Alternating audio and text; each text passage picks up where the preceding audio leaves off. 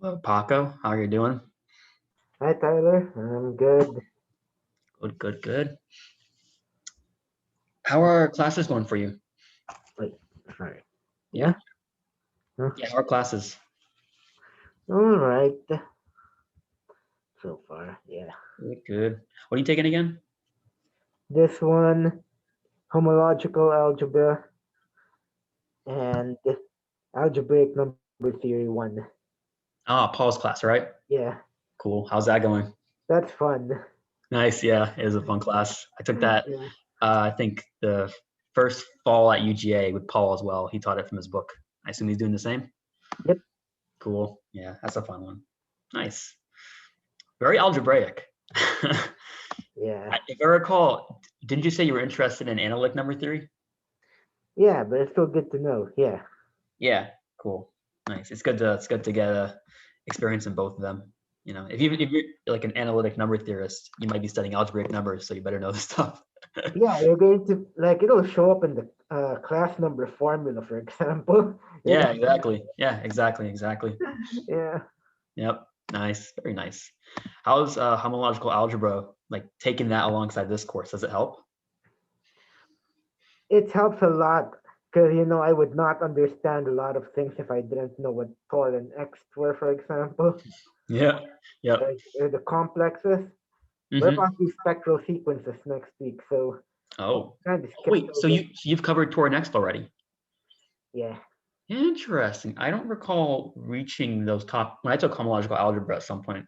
I think it took a while to get to extentor. I may not be remembering correctly. You're making a lot of progress, basically. That's pretty cool.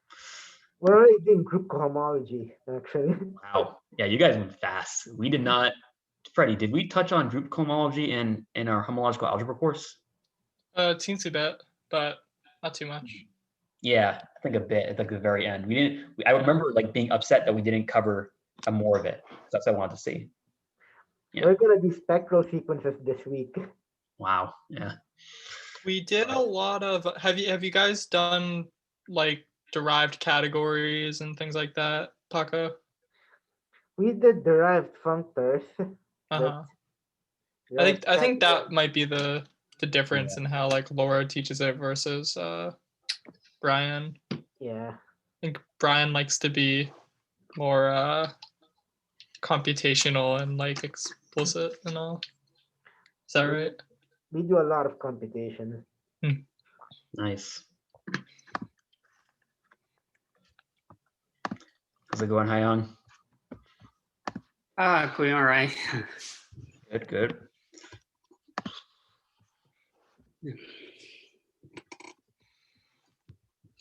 Yeah, just I remember a lot of like roof and basement calculus and stuff. You remember that, Tyler? No, I think at some point I stopped showing up. I don't remember. Oh What's yeah, yeah. that? I don't remember that Huh? at all. I think yes. What is that? Oh yeah, this is like derived category stuff. I think it's for talking about like objects in the derived category, if I remember. I don't know. I haven't used that stuff, so it Yeah, hasn't because stuck we with actually me. skipped several chapters of Weibull. After three, we went straight to six, Nice. which is group cohomology. Cool. Yeah. Sounds good.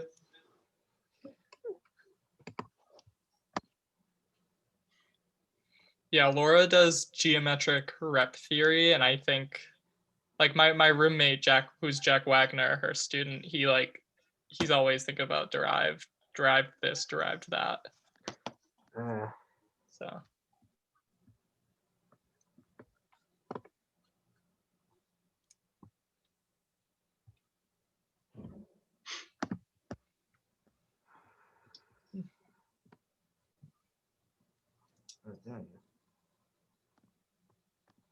Hello. Hello. Hope everybody had a good weekend. Happy spring break.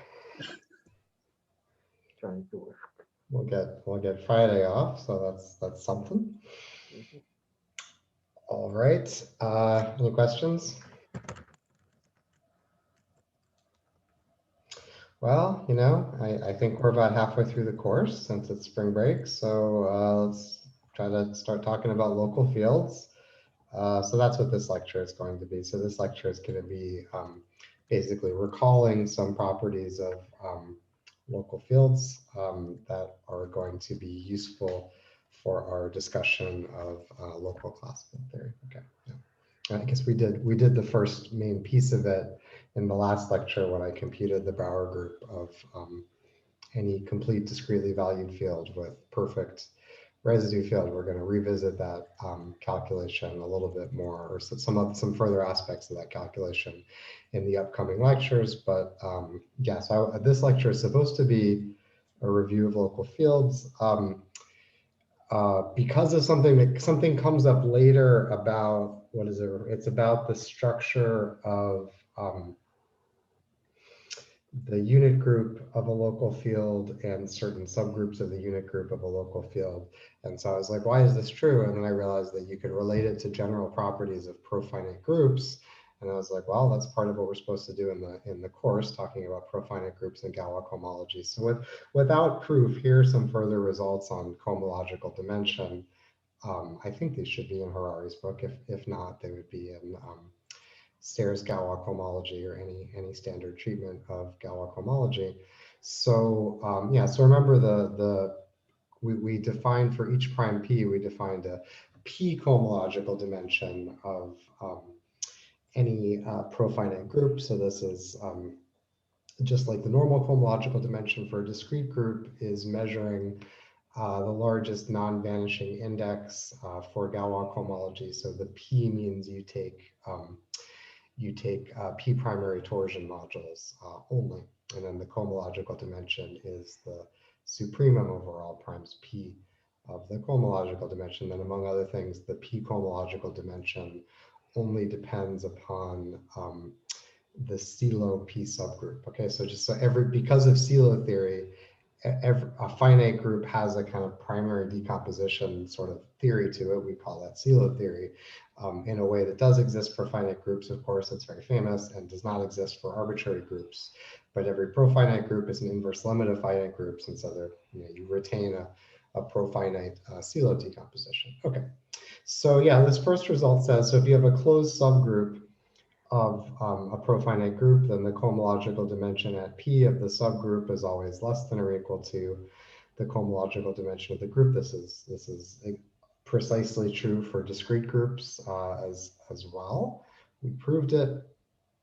Moreover, often one has equality. So if the profinite index of H and G, so what does this mean? If H were an open subgroup, hence a finite index, that would be the actual index. In general, every closed subgroup is the intersection of the open subgroups that contain it. So you would range over all the literally finite indices of the open subgroups containing it, and you take like the LCM of those indices as a supernatural number, which again just means you record how many powers of each prime divide to the index. And if you're ranging over sets where you have arbitrarily large powers of the prime, then you say p to the infinity divides it. Okay, but in this case, this just really means, I guess what this means is that there is some open subgroup containing H of index prime to p.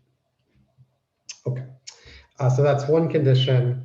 And then another condition is H itself is open, and the cohomological dimension at P of G is finite. Okay, so in other words, as long as the cohomological dimension is finite, then it's equal for every finite index subgroup. The only thing that can happen is that maybe the cohomological dimension of G is infinite, but the cohomological dimension of H is finite. And so then the next result kind of gets at how that could happen.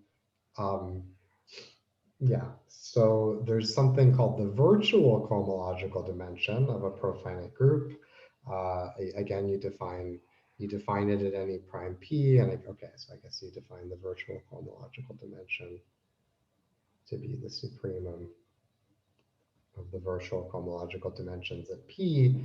And so what is the virtual cohomological dimension? We're basically just saying, okay, maybe my group has infinite cohomological dimension at p, but maybe one of its open subgroups does have a finite cohomological dimension at p, in which case we want to take the virtual cohomological dimension to it's a better measurement to take the the sort of finite cohomological dimension of the open subgroups. Okay, and so it follows, so a priori you define it as the infimum of the cohomological dimension at P over the open subgroups, but because of this theorem, it follows that basically, well, I mean, the virtual cohomological dimension is infinite if and only if the cohomological dimension of every subgroup is infinite. Okay, fine.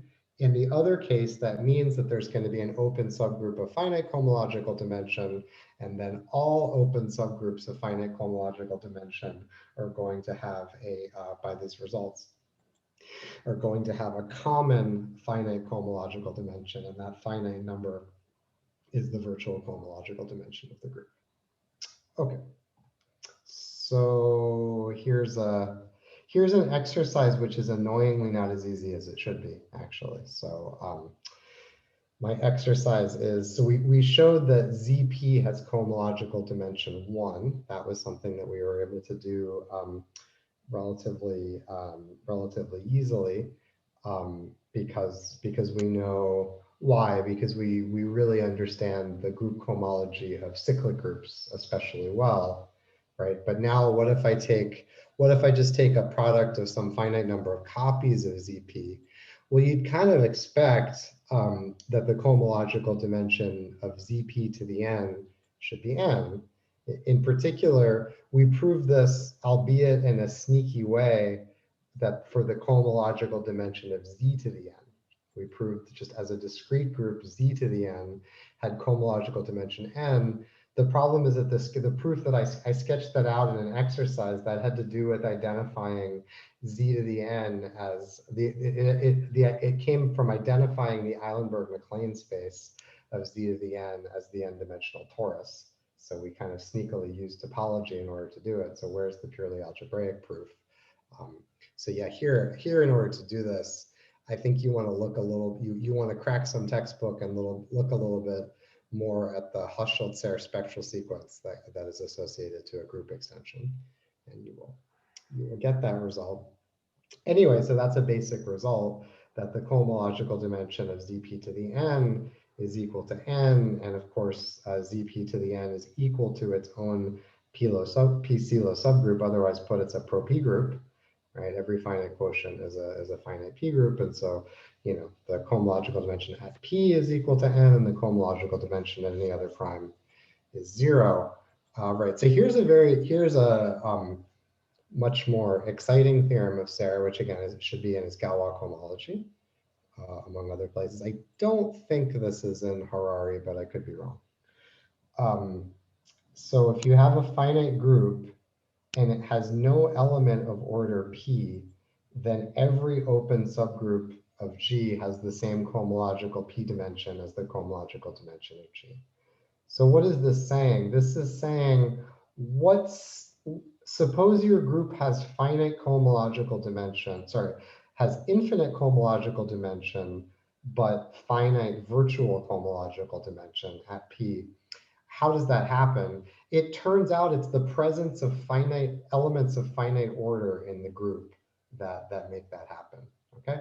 So the only way that the virtual cohomological dimension can be smaller than the cohomological dimension is that if you have torsion in your groups and non-trivial elements of finite order, but then you have an open, hence finite index, torsion-free subgroup. Okay, for discrete groups, remember, we showed that if the cohomological dimension is finite, the group has to be torsion-free. It has to have no elements of finite order because the cohomological dimension of a cyclic group is infinite, non-trivial cyclic group. Okay, so this is a very precise, this is basically, yeah, so I guess I didn't even, oh, I did say it, yeah. So there's a notion of virtually torsion-free, which makes sense both for discrete groups and then topological. A discrete group is virtually torsion-free if it has a finite index subgroup that is torsion-free. In fact, for any property of P of groups, you can define the property virtually P, meaning you have a finite index subgroup that has that property. But this is an important, I think in my number theory 2 notes, I'm getting afield a little bit. I prove this theorem of Selberg, which is that any finitely generated subgroup of like GLN over a field of characteristic 0, so these are kind of arithmetic groups, any finitely generated arithmetic group in characteristic 0 is virtually torsion free. And so for instance, SL2Z is a very important example. So it does have elements of orders 4 and 6 famously, which kind of screws some things up. But if you pass to a index 12 subgroup of SL2, or even anyway, if you pass to the, yeah, I think, okay. If you pass to a large enough principal congruent subgroup of SL2Z, then you don't have any elements of finite order anymore. So anyway, the notion of groups that have some elements of finite order, but have a finite index subgroup that does not have elements of finite order, that occurs in nature a lot.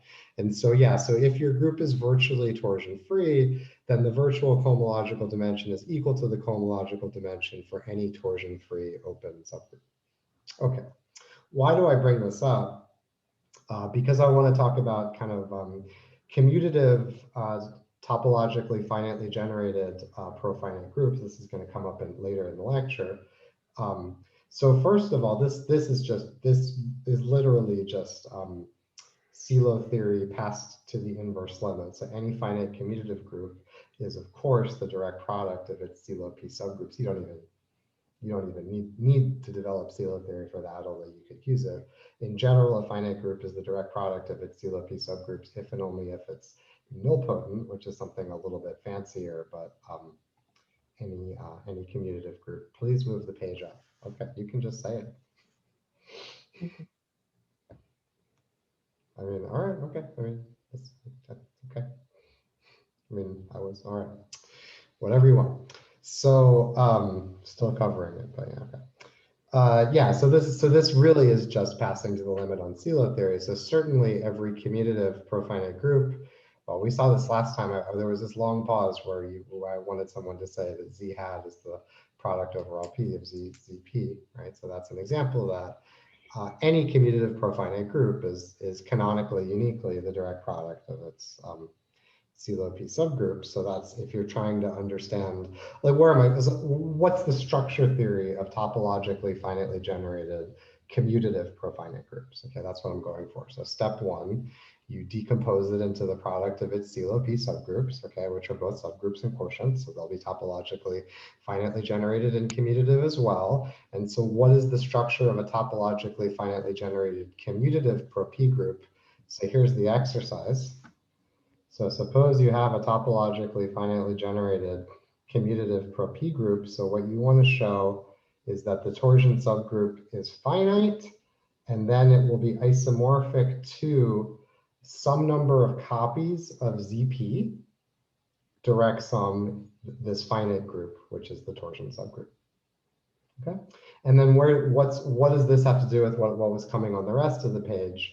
Well, you might want to believe that this N is independent of the chosen decomposition. That should probably be true as well, right? I'm not saying this is the torsion subgroup, but this extra factor I'm not saying is unique. It isn't unique in general, but the N is well defined. In particular, it is the virtual cohomological dimension of the group. That follows from everything that I said so far, right? Because the cohomological dimension of ZP to the N is N. And then if you, as soon as you get to a torsion-free subgroup, then yeah, so the virtual cohomological dimension of this guy is certainly equal to N, and that means that the number of copies of ZP in such a decomposition must be an invariant of the group. Okay, so this is a reasonable exercise. This is related to some p-adic Lie theory stuff that I talked about in my course last spring, in fact. Although you don't have to prove it that way. Okay, but so this is the point. So any topologically finitely generated group is a product of its CELO P subgroups, and then a topologically finitely generated commutative pro P group is virtually isomorphic to some number of copies of ZP. You could just, of course, you could tack on whatever finite commutative group you want. Okay, so there's a structural result for these types of groups. Okay, again, why do I want to know? Because, for instance, like all of the unit groups I'm going to define for a p-adic field are going to be topologically finitely generated commutative profinite groups, and we might want to know what their structure is. Okay. Any questions about this before I move on to the actual local field stuff?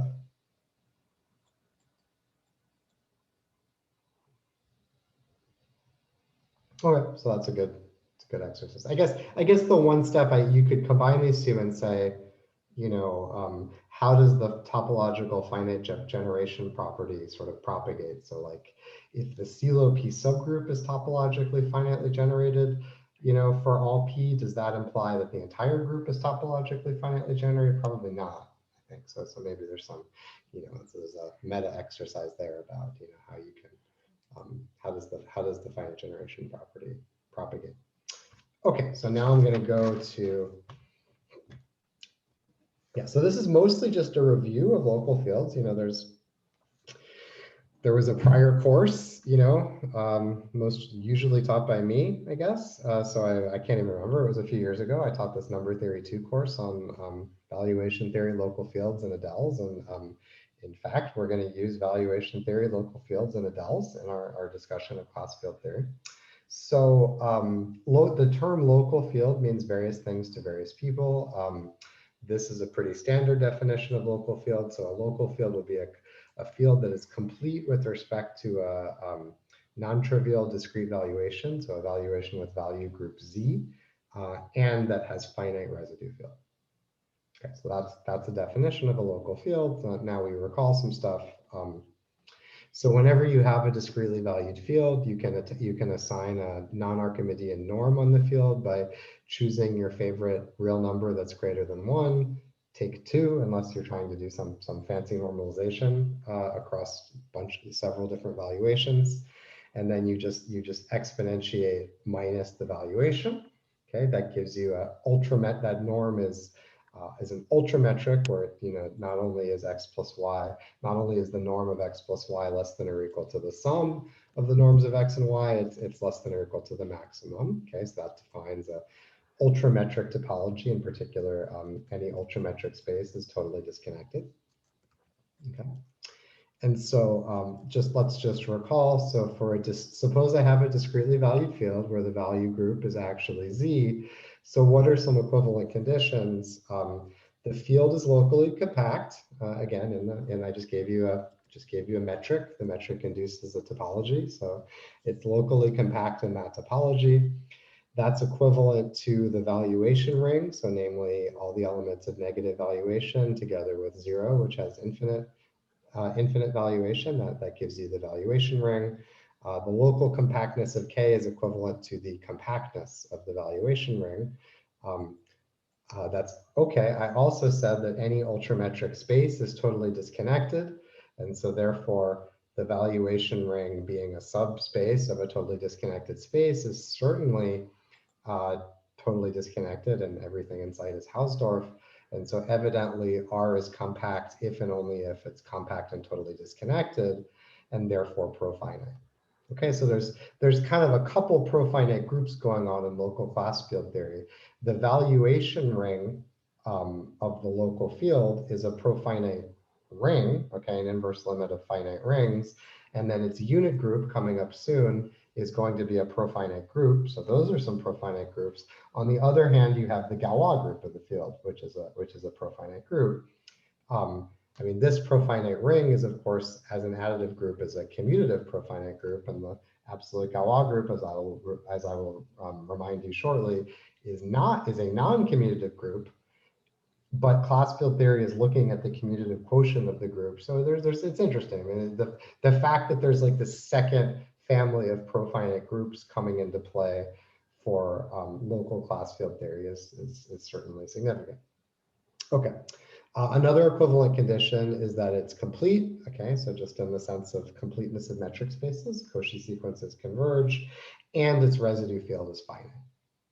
Okay, so saying that I have a complete discrete valuation field with finite residue field is therefore equivalent also to each of these conditions. These are the locally compact fields. Again, there's some stupid special case, which I think I've ruled out. The valuation could be trivial and the topology would be discrete. So that's a trivial case. I think I excluded it by saying that the valuation group is actually Z. And so yeah, except for that, the locally compact non-discrete valued fields are precisely the complete fields with finite residue field. They're precisely the fields where the valuation ring is itself a profinite ring. Okay, if this holds, then the unit group of the valuation ring is a compact open, hence profinite subgroup of the, yeah, so the open, no, I guess it's, you do need, it's this is K star is locally compact, but not compact. Okay. You know, as a metric space, it's unbounded, so it can't be compact. But so yeah, so you do need to show, it's not very hard to show that the unit group of a local field in this sense is a compact open subgroup of the unit group of the field. Okay. Okay. So right. So we have several. Again, we have the additive group, and then we have like any like ideal. There are not that many. This is a DVR, so the only ideals are powers of the uniformizer. But okay, you know. So we have the very simple filtration of the additive group by powers of the uniformizer, right? And then we have this. That's a profile. That's a filtration. That is a family of groups that will define the profinite topology. I'll recall a little bit more carefully what that means in a second. And then here we have a compact open subgroup that's profinite. And so it, like any profinite group, it has its topology is being defined by its family of compact open subgroups as well. Okay, so we have a lot of compact open subgroups floating around. Okay, to go further, I would there's a literal classification of these guys. They come in two varieties. The first kind is where the characteristic of the capital K is 0. The residue field is always finite, so it has so let's let P to be the characteristic of the residue field, but the field capital K itself might still have characteristic 0. So that's one case. In that case, you show in your number theory 2 class that, well, since it has characteristic 0, of course, the rational numbers uniquely embedded in it as they do for any field of characteristic 0. And then, oh dear, this Q bar, that's bad notation. This Q bar, I mean topological closure. Yeah, that's awkward. Okay, so the closure in the topological sense, yeah, wow, that's Q bar is isomorphic to QP. So don't, you guys could like, you know, take this thing and like threaten to post it out of context on the internet and like extort money from me or something. Anyway, so this is by this Q bar, I mean the closure of Q in my locally compact field. That it turns out that will, by a version of Ostrovsky's theorem, it's not so hard to show that will necessarily be isomorphic to QP. And moreover, the field K that we started with will have finite dimension over the closure of Q. And so therefore, every local field of characteristic 0 is canonically a finite extension of QP. Again, you can say more in the usual number theory 2 sense. So the extension of QP is the degree of the extension is equal to E times F. The F is the residual degree, okay? Well, you know, the residue field of QP is FP. The residue field of this is by definition FP to the, I mean, this defines F to say that the residue field is FP to the F. So there's the F is the residual degree and the E is the ramification index. So again, you know, if I took ZP, you know, I have my number theory 1 square in a very simple form because everything is complete and local and all that. So, you know, my number theory 1 square is I have my ZP. Well, I'm getting old. I forget how I like to draw the number theory 1 square. The ZP sitting inside QP. I have QP sitting inside K. And then I do the number theory 1 thing. I take R to be the integral closure of ZP in this field. And everything is great. So we're in characteristic 0. So everything is separable. Everything is wonderful. And so R is free and finitely generated over ZP. Okay, so it's just the usual number theory 1 guy. And so I have a local extension of Dedekind domains. And so of course I have my E's and my F's and all that. I don't have G's because it's complete. So there's only 1 prime upstairs. This is still you know, in general, if you start with a DVR downstairs, right, this came up last semester, and then you take the integral closure, you could still have finitely many guys lying upstairs, but this thing is complete, so this integral closure is still local. Okay.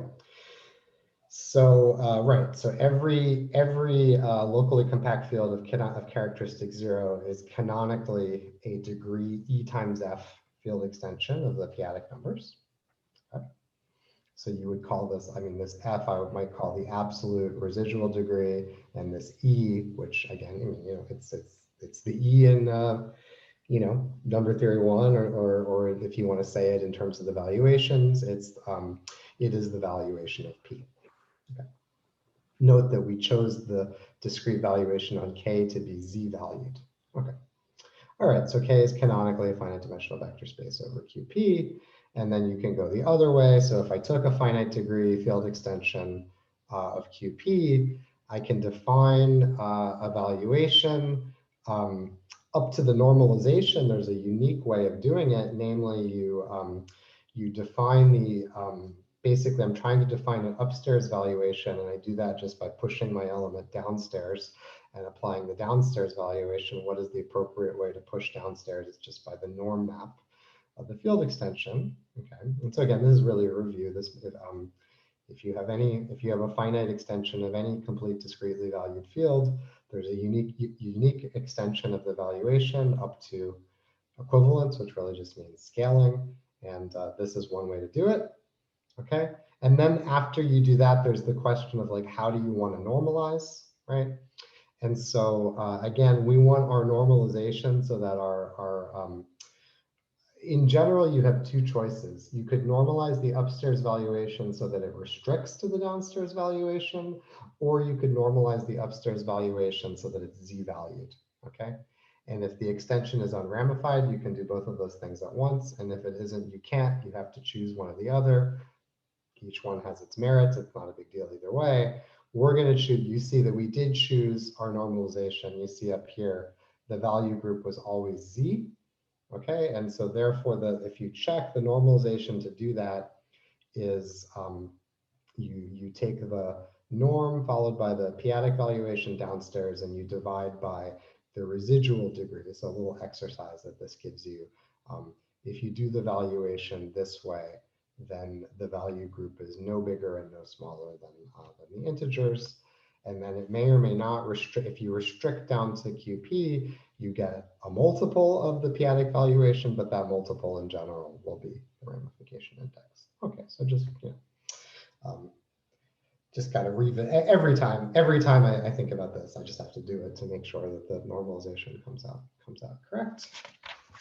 Okay, so that was the characteristic 0 case. In some ways, the positive characteristic case is a bit more interesting. So if it has positive characteristic, then there's this theory of coefficient fields that came up in the previous course. So every equicharacteristic complete discrete valued field is isomorphic to Laurent series over its residue field. Okay, that's harder to prove if the residue field is not perfect, but okay, the residue field is perfect here, so that's easy to prove. Okay, so this is part of number theory 2.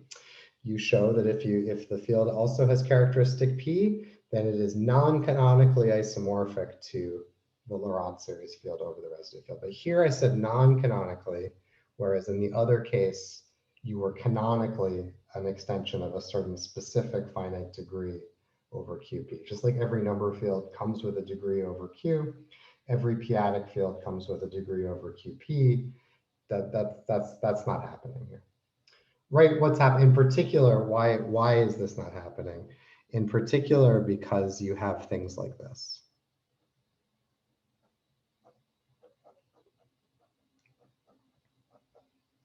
So here is an example of a degree n totally ramified extension of one Laurent series field over another, but you know, you start with the downstairs field and you would join t to the 1 over n. But it turns out that as an abstract field, this is isomorphic too. the Laurent series field again. Okay. So there's no, there's no kind of absolute degree over some prime. There's no analog of the fact that you have a canonical copy of QP at the bottom. Okay. Right. And so there's either no absolute, I mean, you can define an F, I guess, because, I have a Q, so Q is equal to P to the F. So that's kind of a reasonable F if you want it to be. So there's either no absolute ramification index in this positive characteristic context, or you decide that the absolute ramification index is still the valuation of P, but P is 0, so the absolute ramification index would be infinite. Either way, you're not really getting any useful information out of it. Okay. Any questions before I move on this, before I move on to reviewing kind of the Galois theory of local fields?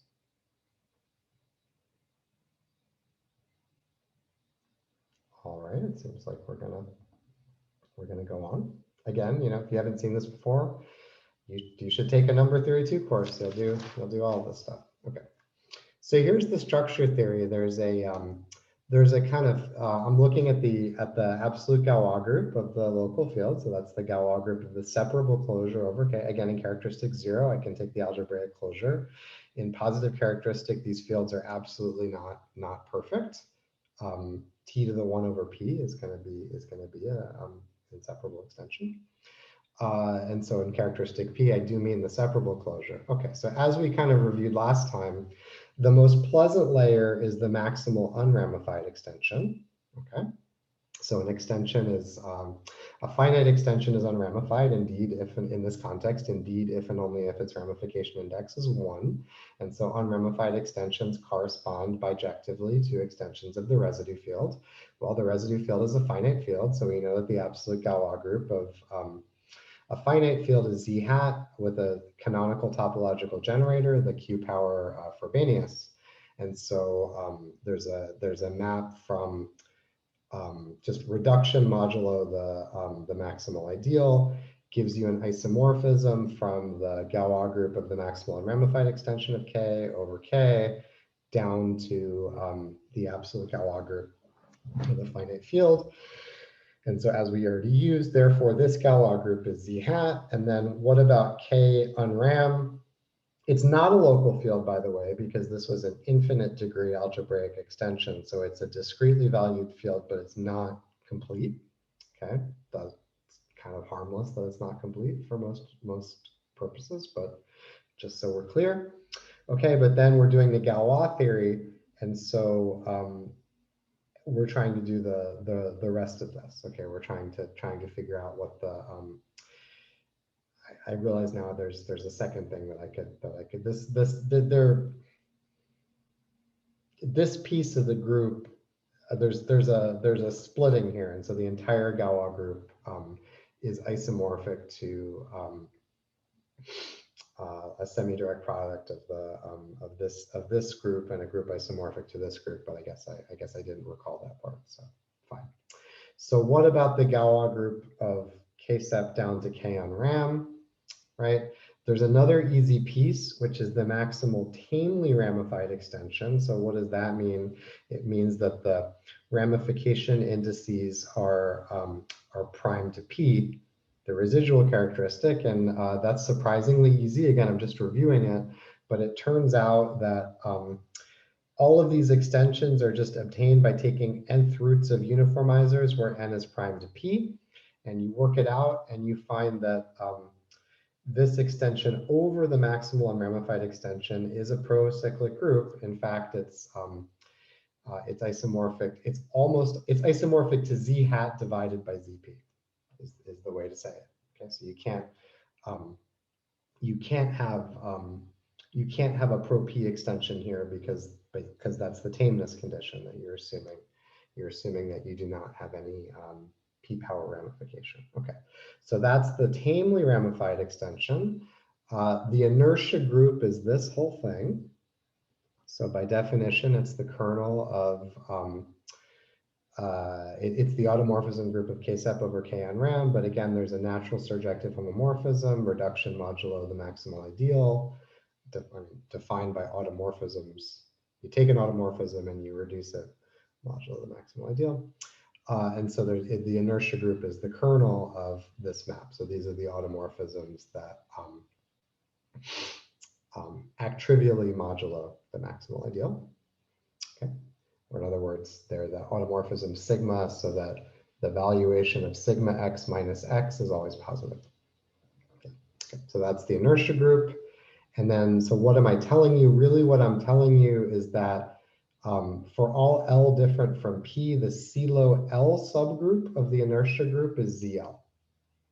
Okay, so that's the pro L part. What does that leave us? That leaves us with the rest. Okay, and so the rest is the CELO P subgroup of the inertia group. Okay, by definition, that's called the wild ramification. Okay, so these are extensions that are totally ramified, and their degree is a power of p, and that's the scary part. Okay, z hat doesn't scare me. Z hat divided by zp doesn't scare me. This wild ramification group scares me. This is the only nice thing to say about it is that it's a pro-p group. Okay, yeah, so it's the scary part. It is finitely generated. Okay, therefore the entire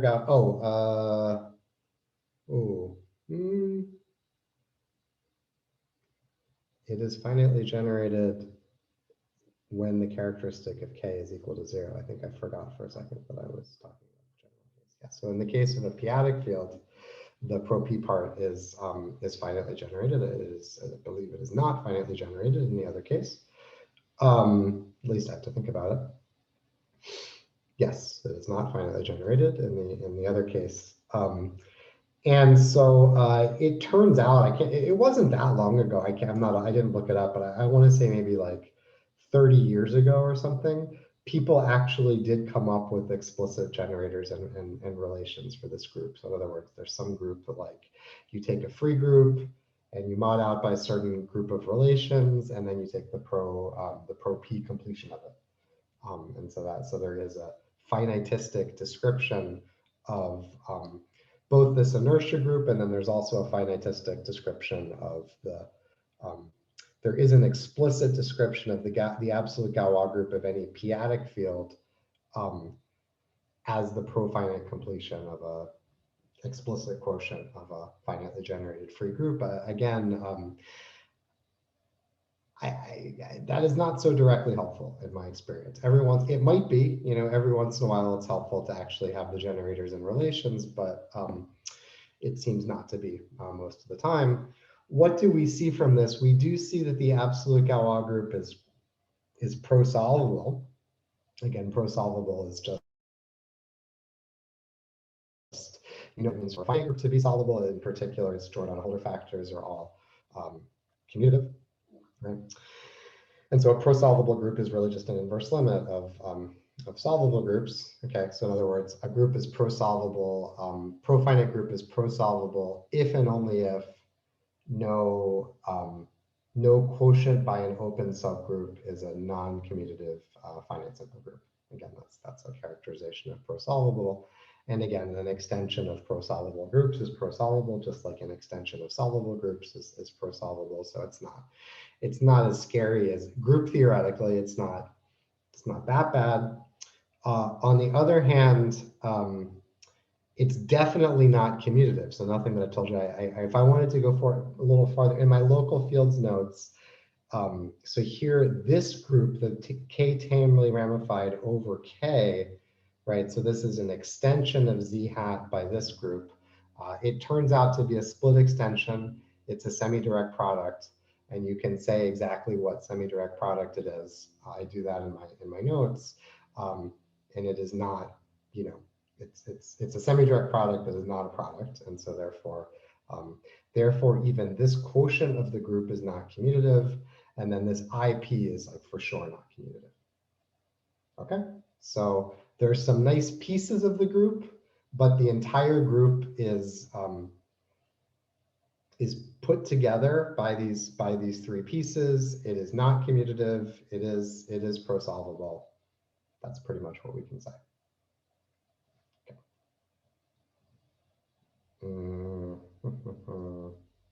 Okay.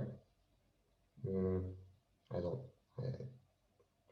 I don't care about saying this as much as I did when I wrote it. That's fine.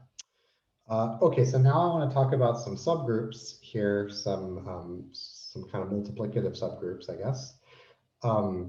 So by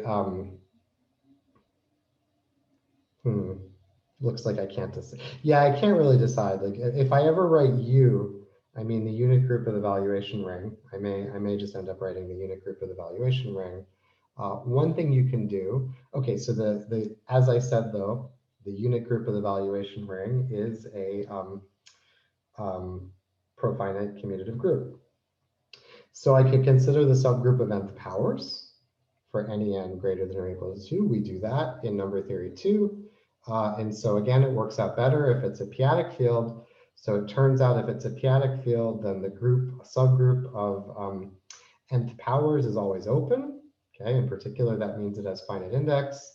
And one of the kind of nice theorems in my number theory 2 notes is you can compute exactly what the index is. Okay. In particular, this index is this subgroup of the unit group is very closely related to k star to the n as a subgroup of k star. There's just going to be one extra power, one extra factor of z mod nz when you go from the unit group to k star because you have the value. Yeah, let me just say the point is that k star is isomorphic to u cross z. Right, because this is true because U is defined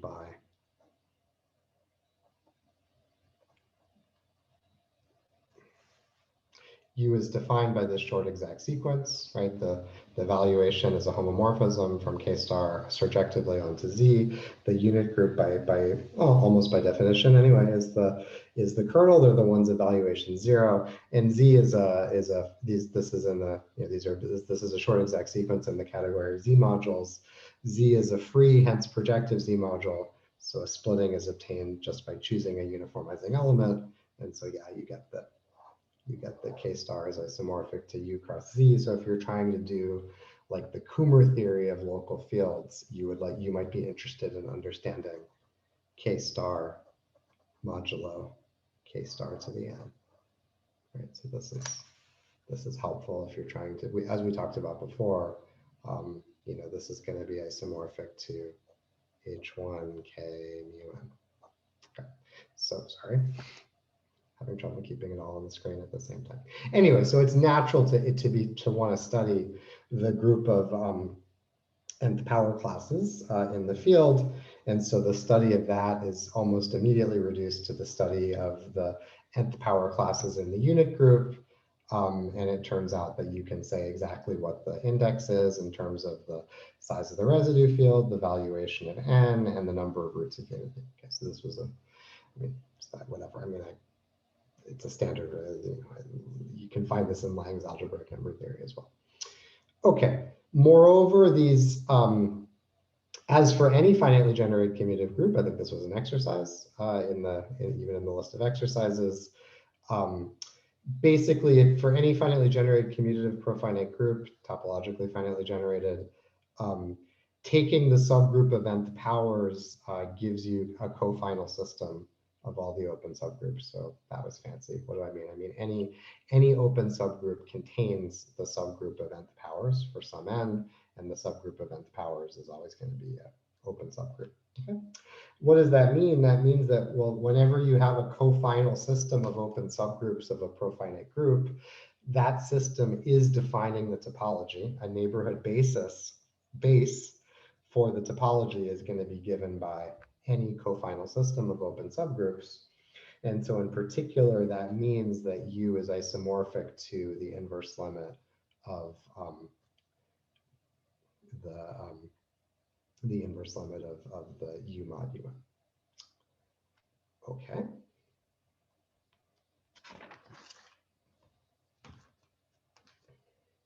So now we go to the Laurent series case. And now it turns out that if n is not divisible by p, then exactly the same stuff holds. Then the group of nth powers inside the unit group is open, and its index is exactly the same as I said it was before. Same theorem, proves both cases. On the other hand, if you look at the subgroup of things that are divisible by p, you can kind of immediately reduce to the case of n equals p. In the Laurent series field, the pth powers in the unit group have infinite index in the entire unit group. This is not a bad exercise either, and it comes up in my number theory 2 course. If you think about it for a little bit, I think it will come down to, I don't think I said what I meant here. I think I mean this. Yeah, I think I mean that the subgroup of the Laurent series in T to the P have infinite index in Laurent series in T. Let me think for a second. I think that's what I mean.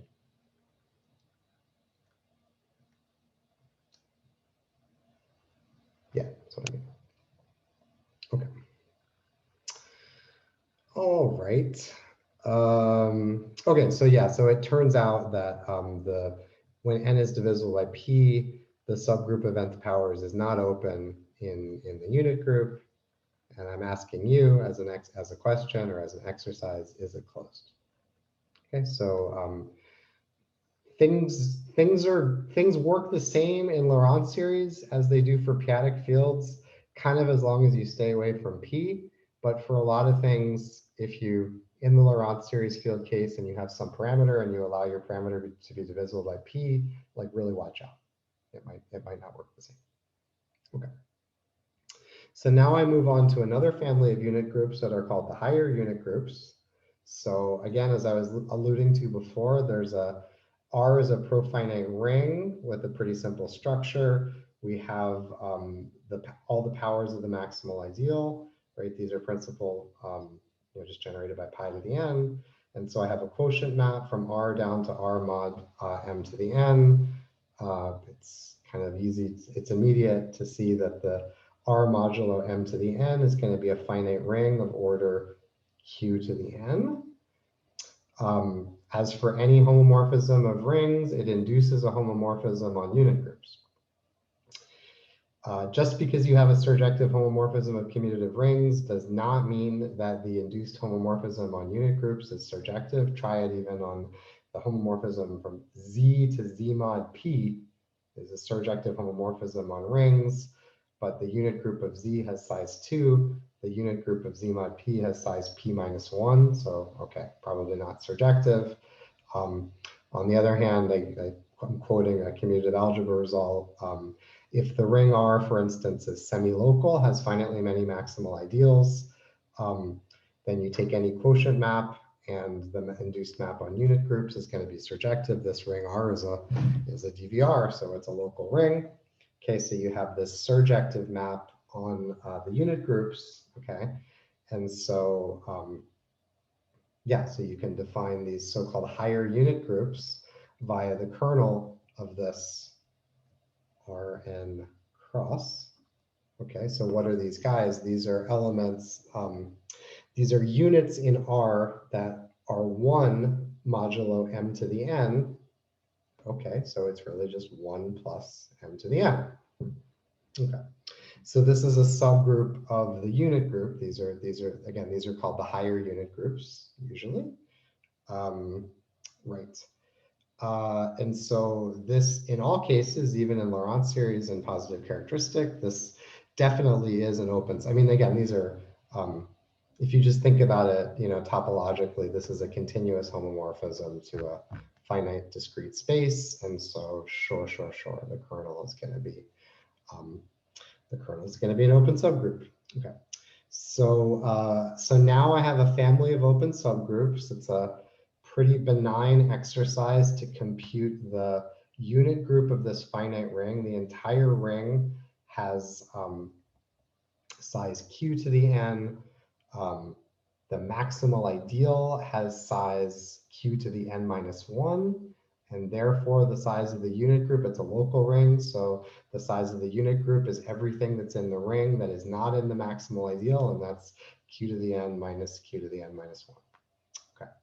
So that's the index of un in U.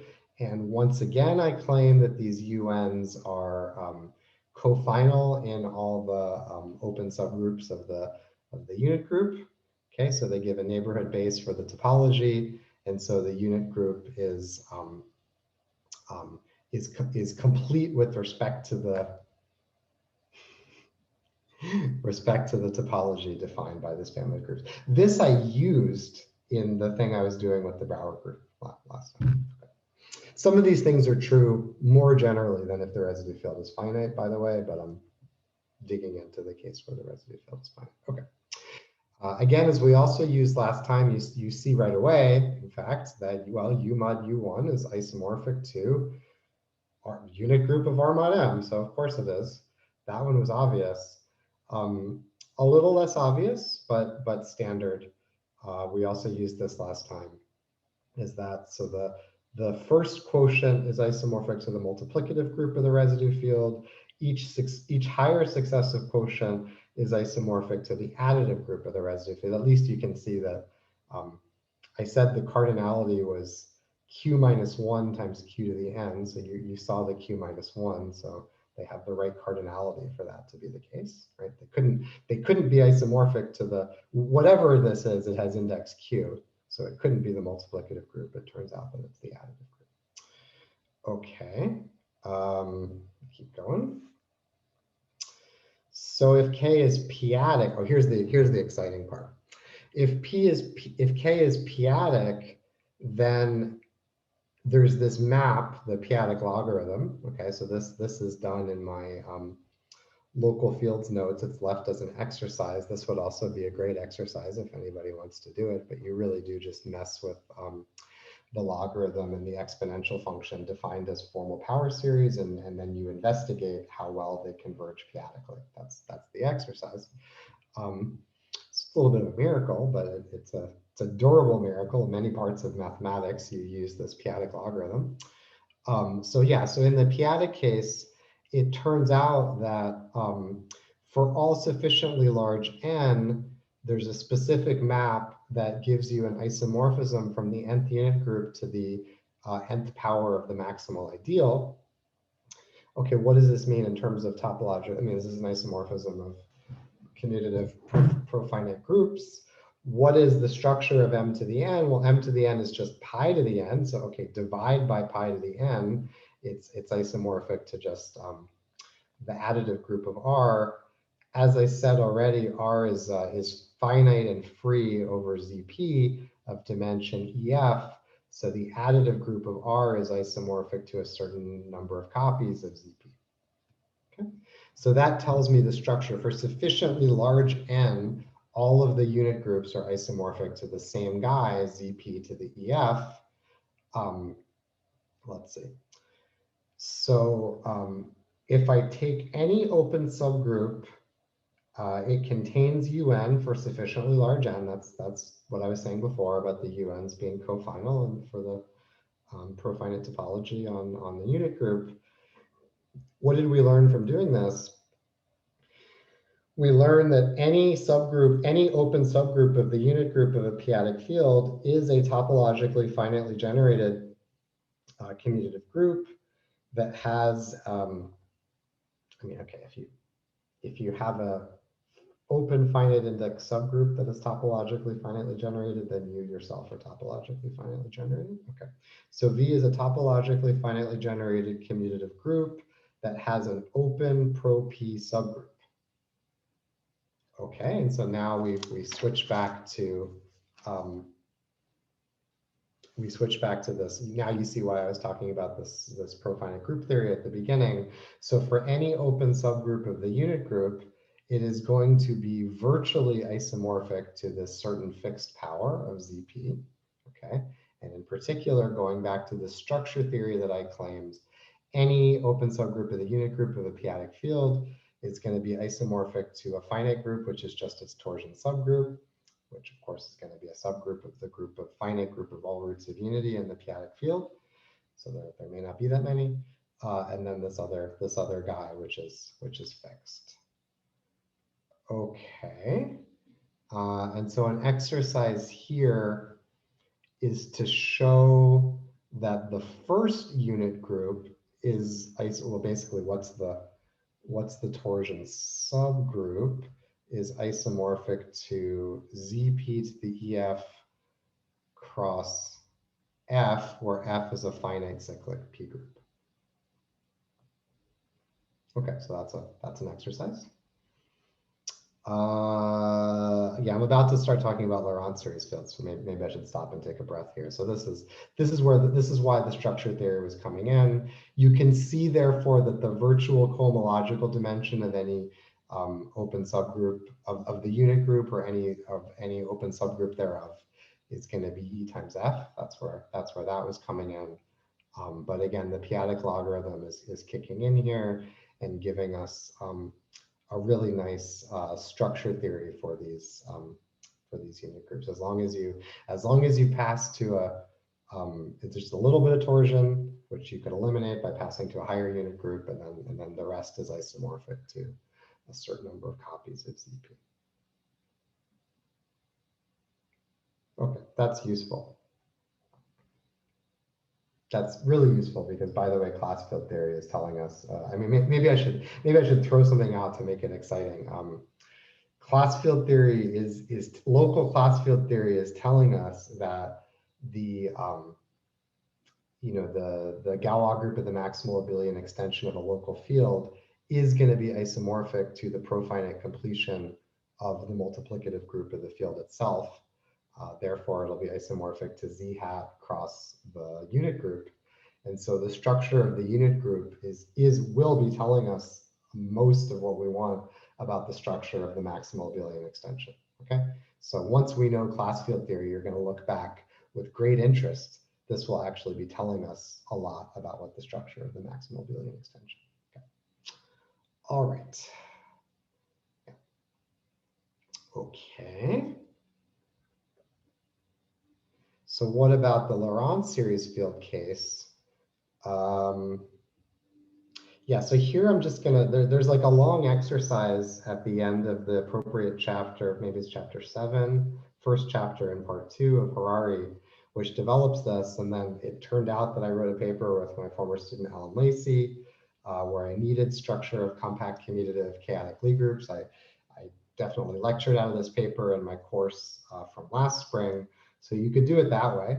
If you just consult a certain theorem from the Clark-Lacey, the only paper written by me and Alan Lacey.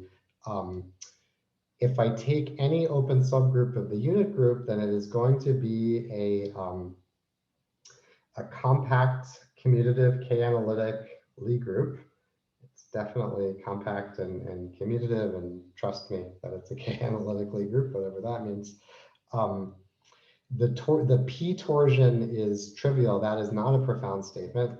In fact, this is a subgroup of the multiplicative group of the entire Laurent series field. But hey, the p torsion of the multiplicative group of any field of characteristic p is trivial because you don't have p roots of unity in characteristic p. So this is actually kind of obvious. It sounds fancy, but it is not. It's just coming from characteristic p stuff.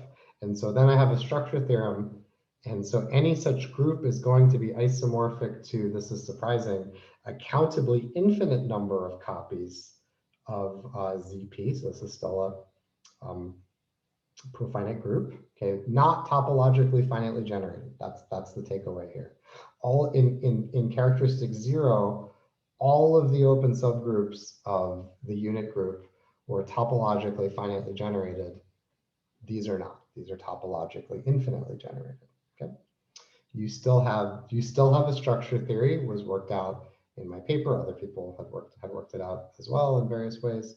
And so you get this guy, and then I'll leave you with this last exercise, which is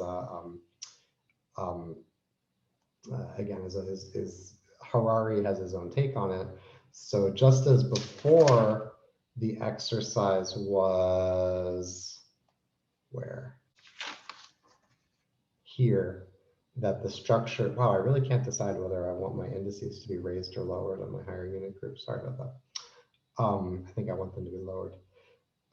So here the exercise was, there is allowed to be some torsion in the first unit group in general for a p-adic field. Okay, I think you'll find that there isn't if it's QP, but there could be if it's a bigger p-adic field. But the torsion subgroup is going to be a finite cyclic p group. Okay. In this case, well, we're in characteristic P, so maybe that's not so surprising that if the only torsion here was P torsion and here we don't have any P torsion, so okay, maybe it's not so shocking, but I claim if you use this structure theory and then just think a little bit more elementarily, you can show that the principal unit, this first unit group of a Laurent series field is just isomorphic to countably infinite direct product of copies of CP. Okay, so that's my review of local class field theory with a surprising emphasis on the structure of unit groups.